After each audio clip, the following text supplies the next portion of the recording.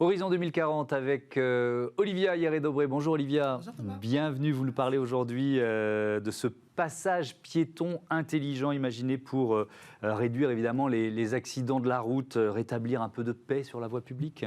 Oui Thomas, quand on est conducteur, il nous arrive parfois, vous savez, de rouspéter contre ces piétons qui traversent sans faire attention, les yeux rivés sur leur téléphone. Eh bien avec ce passage clouté interactif, les usagers ont la garantie d'avoir une meilleure visibilité. Comment ça marche? Les traditionnelles bandes blanches sont remplacées par des lumières LED qui ne s'allument qu'au moment où les passants peuvent traverser sans danger. Elles sont connectées à des caméras placées tout autour qui suivent les déplacements sur la route.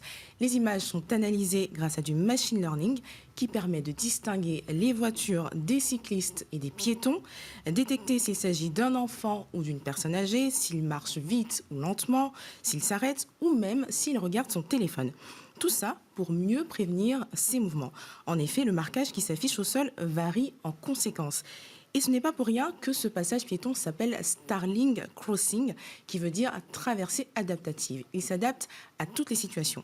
Quand plusieurs piétons traversent en même temps, par exemple un groupe d'élèves, eh bien, il s'agrandit automatiquement. Et alors comment ce système assure la sécurité des usagers?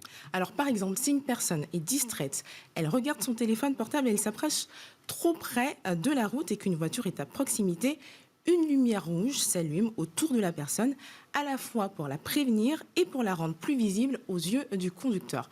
Un autre exemple, si un enfant traverse de manière inattendue, une grande zone tampon est créée autour de lui. Enfin, dans les situations particulièrement dangereuses, lorsqu'un piéton traverse la rue en courant, mais se trouve dans l'angle mort d'un conducteur, eh bien, le Starlink Crossing s'adapte en temps réel pour attirer son attention directement sur l'emplacement et la trajectoire du piéton caché. Qui est à l'origine de ce projet et comment l'idée est venue? Alors, c'est un cabinet d'architecture et une compagnie d'assurance en Angleterre. Selon eux, les passages piétons qu'on connaît ne sont plus adaptés à la façon dont nous utilisons nos rues au XXIe siècle. Et ce projet veut donc changer la façon dont nous traverserons dans le futur, se projeter vers une rue intelligente qui pourrait prendre soin de nous et nous protéger. Alors je crois qu'un prototype a été récemment testé en Angleterre. On en est où du développement? Alors les premiers déploiements devaient se faire en 2020, mais ils ont été retardés par la pandémie. Pas de date officielle, donc pour le moment, c'est en tout cas une innovation, on peut le dire, qui pourrait s'avérer bien utile pour le jour où les véhicules autonomes envahiront nos rues. Effectivement, les véhicules autonomes et la sécurité, Marine Chevallereau, ça sont des enjeux majeurs des villes connectées, des villes intelligentes d'aujourd'hui et du futur.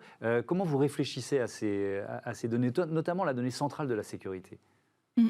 Oui, effectivement, on parlait il y a eu un programme notamment de la Banque des Territoires qui a été lancé, qui s'appelle Action Cœur de Ville. Et donc on parlait des grandes villes, mais si on revient un peu sur les villes moyennes, c'est plus de 220 villes moyennes en France. Et nous, on travaille justement avec quelques-unes de ces villes.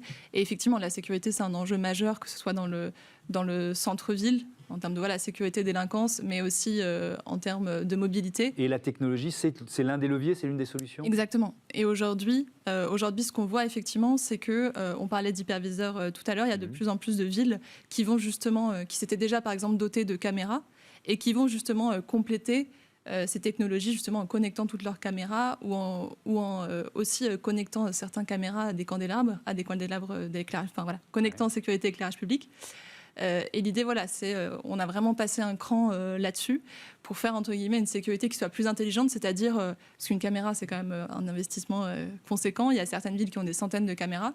Et là, l'idée, c'est de pouvoir aussi activer les caméras, effectivement, en fonction du jour ou de la nuit et en fonction aussi des rues dans lesquelles on se situe. Donc là, les villes travaillent beaucoup là-dessus pour essayer un peu de cibler leurs investissements plus qu'avant et de rentabiliser aussi les investissements qu'elles ont déjà.